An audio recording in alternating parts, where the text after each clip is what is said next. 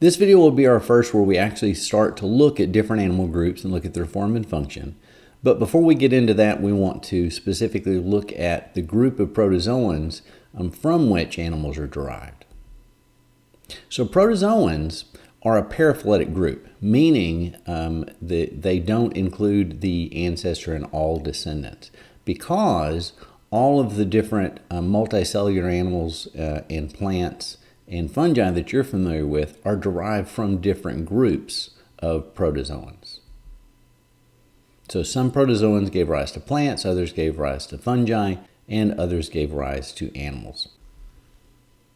So the Opisthokonta are the group of protozoans that gave rise separately to the fungi and to the metazoans. And metazoa is just another name for animals.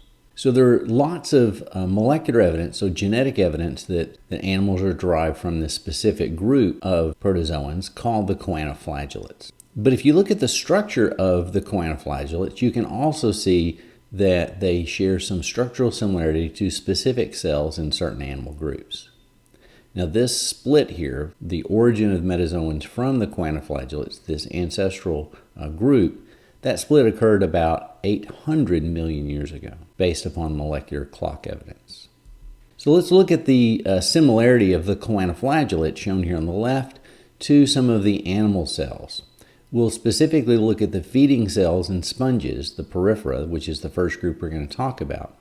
They have cells called choanocytes that look really similar in structure to the Choanoflagellates. We'll also then look at the excretory cells in flatworms, the flame cells in the Protonephridia, in the platyhelminths, and we'll see that there is also some structural similarity there. So there is both molecular and morphological evidence of this sister species relationship, that the Choanoflagellates are sisters to the animals, that this is the group of protozoans from which animals are derived, as shown in the phylogeny here. Again, we're going to be tracking these animal groups throughout this semester. This is the sister group, the Choanoflagellates, and our first synapomorphy for animals is multicellularity with cell specialization. And we have to make that distinction because if you look at some of the protozoans, they do have multicellularity. There are basically a colony of cells living together, but they really are more like colonial living individual cells, and there's not a great degree of cellular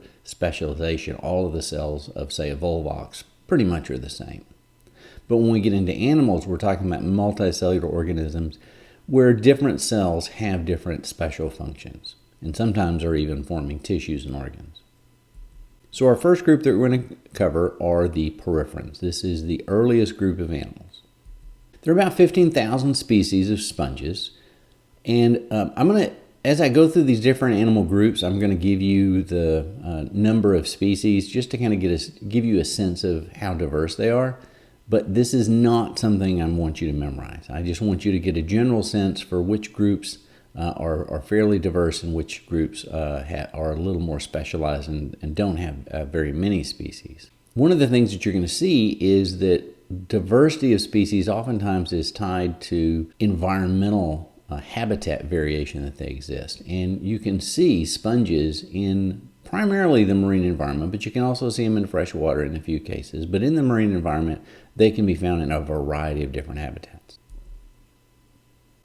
Sponges are pretty simple animals. They have a very simple body plan. They're basically just a mass of cells glued together with a series of pores or canals going through them. We're going to look at that structural complexity in a little bit more detail later. But really, they're not really true tissue-bearing organisms. Some researchers do claim that they do have an endoderm and ectoderm and consider them diploblastic. But most zoologists say that they show what is forming incipient tissues. So there may be some degree of cellular specialization and collection into different tissues, but they don't reach the strict definition of a tissue based upon the presence of this specific structure that we're not going to worry too much about called a basal lamina. But again, they're basically just a mass of cells glued together, and there is no true body cavity, no eucoelomate or even a pseudocoelomate condition. And really, there isn't even any true symmetry in sponges. They're pretty much just asymmetrical blobs. Some of them do have regions that appear kind of more radial-like, and so some people would refer to them as having radial-like symmetry. They all are attached to a surface, usually the bottom surface of the aquatic environment, again, usually the marine environment. And so we call that the bottom, the benthic part of that environment. Sessile means that they are attached, so they are attached to some structure and they're not moving.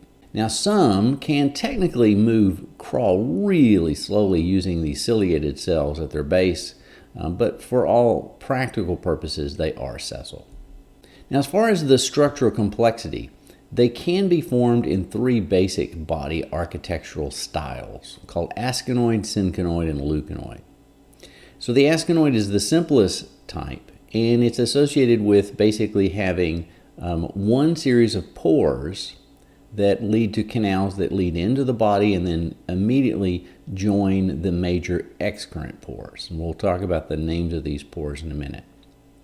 But that's about as simple as they get, kind of this one series of incurrent pores connected to a single outcurrent pore. Synconoid is almost like you take several asconoid sponges together and you glue them together. So if you look over here on the top right, we see this section right here, and this section right here, and this section right here. These kind of look like individual asconoid sponges glued together. So you see this series of canals that come in and then they merge into this excurrent canal, but see then it merges into this larger central canal. So it's a second layer of complexity. So that's the synconoid sponge.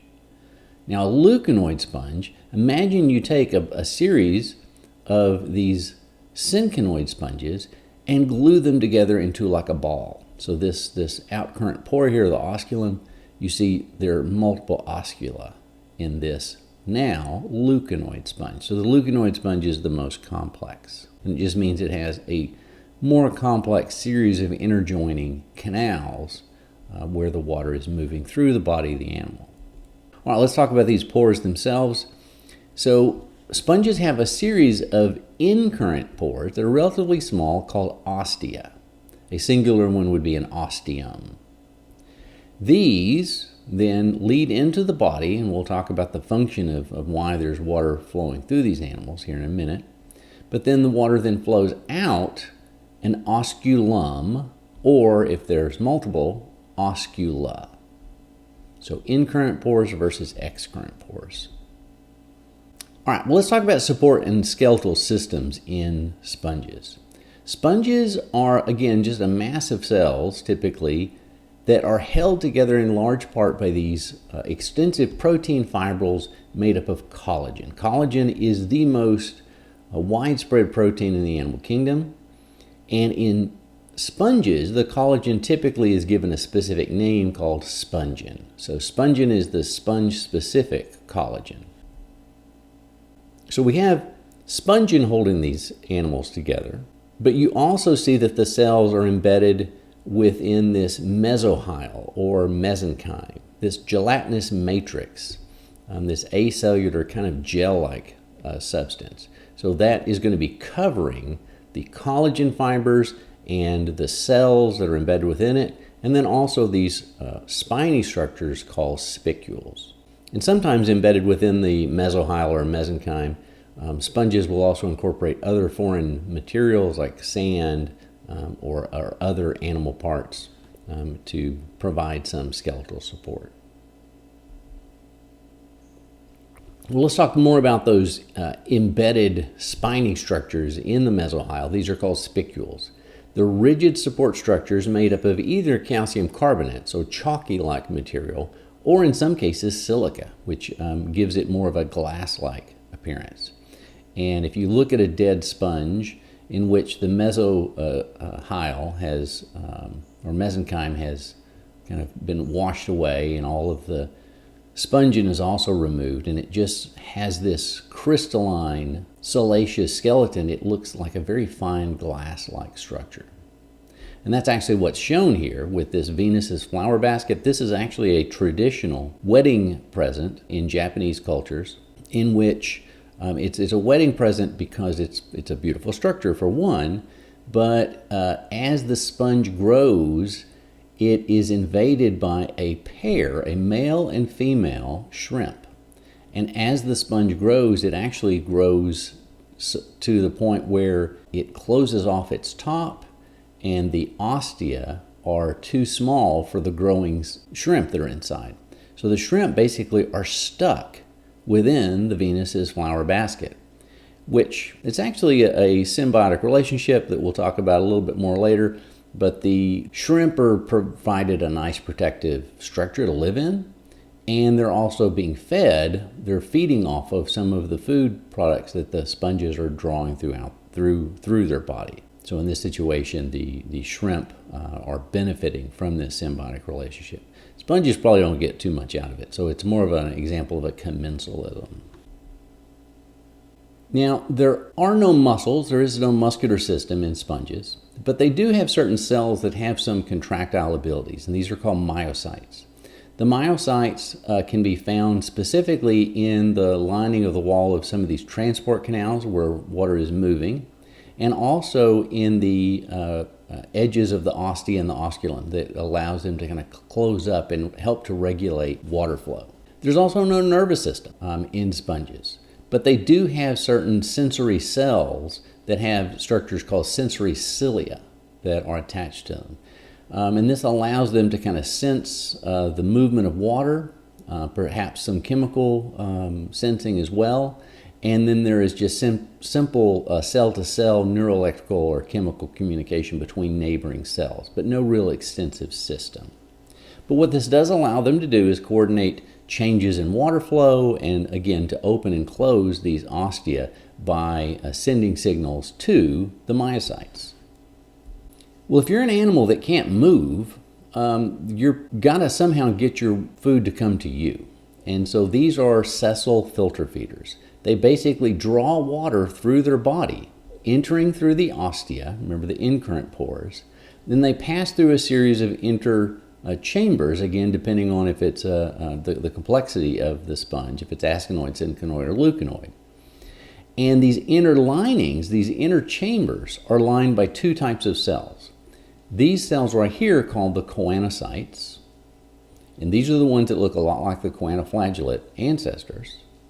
And then these smaller flat cells lining here, these are called pinacocytes. So the choanocytes with the flagella are actually the ones that create water flow through the body of the sponge. As the water flow goes through the sponge, though, small suspended food particles are actually captured by the choanocytes and the pinacocytes. Those captured food particles are then transported to structures called archaeocytes. And there are various specialized types of archaeocytes that can differentiate into other things like collencytes that help to produce the spongin, but we're just going to kind of focus on the more generalized archaeocytes. These archaeocytes that take the captured food particles from the pinacocytes or the choanocytes digest these intracellularly. And then they can, because they're amoeboid, they move throughout the mesenchyme and distribute those food resources. So there is no gut cavity, there is no extracellular digestive tract. All of the digestion is handled by these individual cells that then are distributing this food to different parts of the sponge body. The water, once it goes through these canals where food is captured, then that water eventually has to pass out of the sponge through the oscula, the bigger excurrent pores. And these are, it can be just a single osculum or multiple oscula if we're talking about the more complex forms like the leuconoid sponges. So that's how most sponges feed. There has been the discovery of some deep sea ocean sponges that are highly modified. It's hard to even look at these and see that they're sponges, but they do have some of the synapomorphies like spicules. Spicules are a synapomorphy, a unique characteristic of sponges, and these organisms, these deep sea organisms, have spicules that are formed in these hook-like structures with adhesive epidermal structures to capture any larger food item that comes by, and then they can eat these larger food items by using digestive enzymes. So we've talked about the fact they don't really have muscular systems, they don't have an integrated neurological system. Their skeletal system is pretty simple. But they also don't have any circulatory system, respiratory system, or excretory system.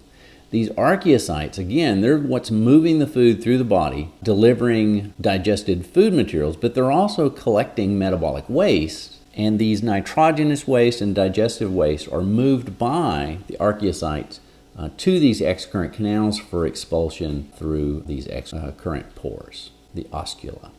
Gases just pretty much just can diffuse across any of the body surfaces on the outside of the body, but also in the canal surfaces as well. And as you can imagine, a simple animal like this doesn't have really any ability to be endothermic. They're completely exothermic. Their temperature varies with the environment. As far as reproduction goes, sponges have a great deal of asexual reproduction capabilities. And this is due to their cells. Many of the cells are pluripotent, meaning that they can basically turn into any other type of cell. And so they can basically, from a very small group of cells, create an entirely new sponge and reorganize into these sponges. And that's what's being shown down here. These are individual sponge cells that have been separated by pushing them through a sieve. And if you come back in a few hours, they'll reassemble themselves into a number of different sponges. Now, sponges can split themselves intentionally, and that would be an asexual form of budding.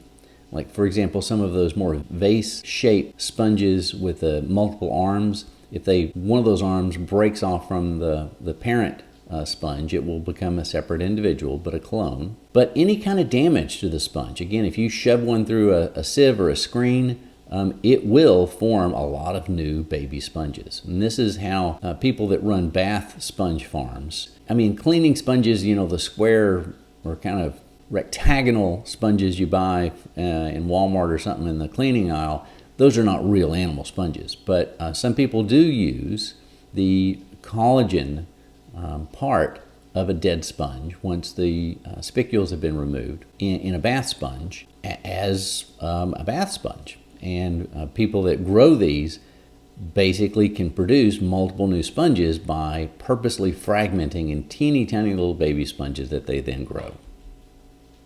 But sponges can also produce these internal buds called gemmules. They're little packets of all the different cell types that a sponge needs to grow, and these are retained inside of the parent sponge such that if something happens and the parent sponge dies, they're released to grow once adverse conditions change to a more environmentally friendly situation. So imagine a freshwater sponge that's living in a lake or a pond that dries out. These gemmules can then seed the next generation once rain comes back and fills that pond or lake up again. Or if a freshwater area freezes and it kills the adult sponges, these gemmules can survive those freezing situations, and when the water warms back up, then they can establish the new population. Sponges can also reproduce sexually. Most of them are monoecious, and remember that means that an individual has both male and female reproductive capabilities. Sperm are generally produced by transformed choanocytes. Makes sense, those flagella can be used in the modified cell as the locomotory part of the sperm. Ova can be formed, it varies from species to species, from either choanocytes or archaeocytes. So individuals have both male and female reproductive capacity, but they typically cross-fertilize, so they don't use their own sperm to fertilize their own eggs. Cross-breeding is the general rule in animals.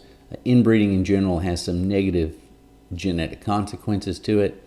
So that means that they have to get their sperm from one sponge to the eggs of another one. And so they oftentimes release sperm into the water, and then this is drawn into the other sponges, just like the water with food, but in this case the water is got sperm in it for fertilizing the eggs that may be retained within the parent sponge. And oftentimes sponges in an area are highly synchronized to make this work, right? So you want to make sure that all of your eggs in a community of the same species, they're all maturing at the same time, and so that they all release sperm at the same time, so they can exchange these gametes to increase the efficiency of fertilization.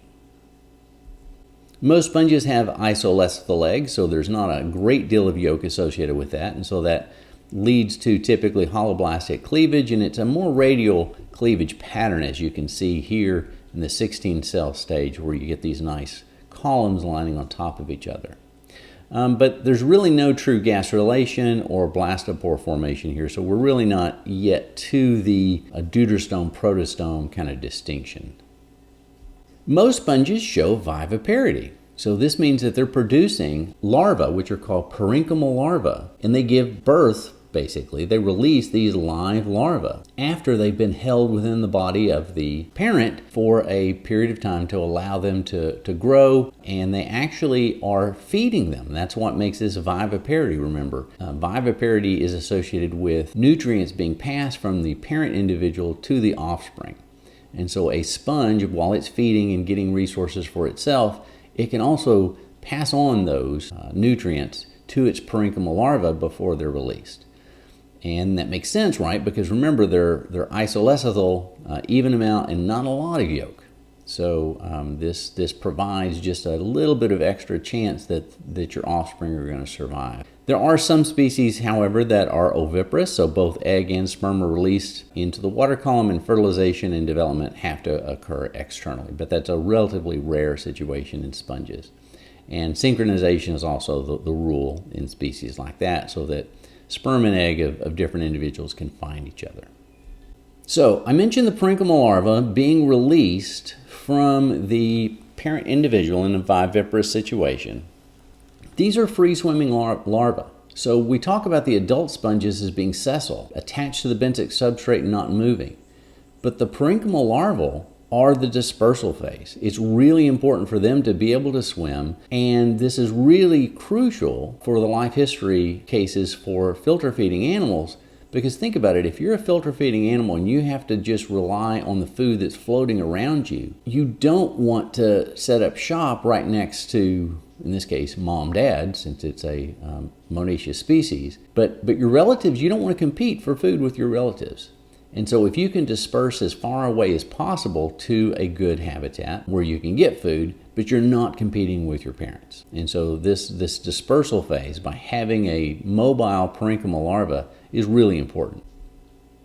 Sponges can live for a very long time, in large part because it's hard to kill them. They have remarkable regenerative abilities. They, again, can reassemble themselves if separated into individual cells. And adults do retain stem cells. Stem cells are completely pluripotent cells that have the capability of turning into any kind of cell. And so this allows really rapid repair and regrowth of large parts of the sponge body if it's damaged. And so some sponges can live for hundreds, and it's even theoretically possible they could live for thousands of years. Sponges also have a variety of ways of protecting themselves. They have chemical defenses, including a large diversity of chemicals called secondary metabolites. These are chemicals that are embedded within an animal's tissue that make them either taste bad or toxic to any predator that may try to eat them.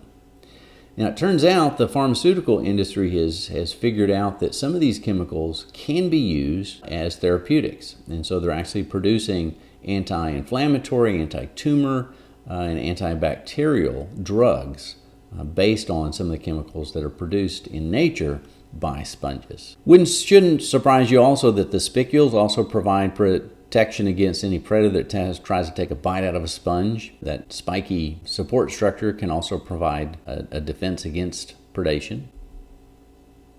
Sponges really don't have any sociality. There is no social behavior. They live solitarily. When you start thinking about individuals of a species, now there can be clusters of individuals living together, but these are usually clones again.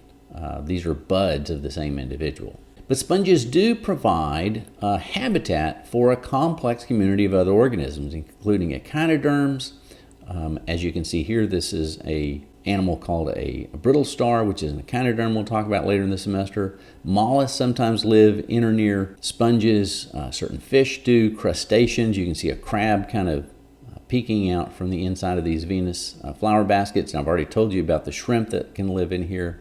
Some nematode worms, segmented worms. So there's a variety of symbiotic interactions associated with sponges and other animals.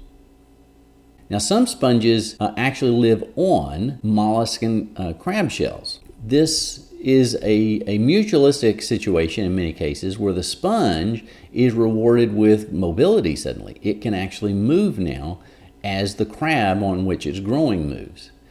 And this may provide it greater opportunity to find other feeding opportunities. And also, when the crab eats itself, I don't know if you've ever watched a crayfish or a crab eat in an aquarium, but they're really messy. They're tearing the food up into small pieces, and the sponge can take advantage of that. At the same time, we talked about the chemical and structural defenses associated with sponges, and that can provide some protection to their hosts. There are lots of situations where sponges also have commensals or mutualistic endosymbiotic bacteria or protists. These protists are called zoanthellae. These are photosynthetic dinoflagellates. And the host benefits by extracting some of the nutrients that are produced by the zoanthellae. These zoanthellae oftentimes are photosynthetic, and so they're producing carbohydrates, again, that the sponge host can rob from them. Unfortunately, we're finding out that the zoanthellae sometimes are very sensitive to water temperature increases and to disruption of the water column if there is a reduction in light associated with turbidity. And so that can kill off the zoanthellae, which also would therefore harm the sponge. A lot of times you have these really vivid colorations in sponges, and this is typically not the sponge cells themselves, but these commensals or mutualistic zoanthellae that are living inside of them. Sponges can be really common in their habitat. They can outnumber corals in some coral reef systems and other animals in cold Arctic and Antarctic waters. They can be very prominent as far as the biomass of an animal community. And they provide some very important ecosystem functions in some of these water bodies by filtering the small food particles that are floating in the water and breaking that down into nutrients, and so they increase nutrient cycling capabilities in an animal community. Some sponges living in coral reef systems actually provide a little bit of structural reinforcement for the coral reef structures, but other sponges, which are called boring sponges, they actually overgrow corals and oyster beds, and they actually invade the tissue of the corals or the oysters. So you can see the shell right here, these pock marks in it. That's signs that this was overgrown by a boring sponge. And here is actually a boring sponge covering up part of a coral reef. And so this is a symbiotic relationship, but this is not a mutualism. This is more of a parasitic type of symbiotic relationship. And so in this situation, both the sponges and the corals are using chemical defenses against each other to try to, the coral in this case, keep the sponge from establishing, and the sponge evolving chemical defenses or chemical ways to avoid the chemical defenses of the coral reef. So in review, we talked about the common ancestry of animals with choanoflagellates about 800 million years ago. The earliest branch of the metazoans or animals are the sponges, which are pretty simple animals showing incipient tissues composed of three basic cell types, the choanocytes, the pinacocytes, and the archaeocytes, and make sure that you can know the functions of each of these. They also have a skeletal system that's composed of spicules that can be embedded just within this gelatinous matrix, mesohyal or mesenchyme. Sometimes the spicules actually are attached more firmly to each other and provide a really nice rigid skeleton, like the glass skeleton that I mentioned in the Venus basket that's used as the wedding present in Japan. And then also holding these cells together and the spicules together in many cases within this mesohyal is a specific type of protein, connective protein called collagen, which in sponges is usually referred to as spongin. But again, these are really simple animals. They don't have a body cavity, no true symmetry. Sometimes it's kind of radial-like. But their level of complexity is associated with a number of levels of canals that they go in from the ostia, the incurrent pores, to eventually getting the wastewater leaving through the oscula. So the simplest sponges are asconoid, synconoid are the intermediate, and then leuconoid is the most complex with the most series of interconnected inner canals. But really there is no homeostasis type structures, like no excretory system or temperature regulatory system. There's no extracellular digestive tract, no muscular system, nervous system, skeletal system.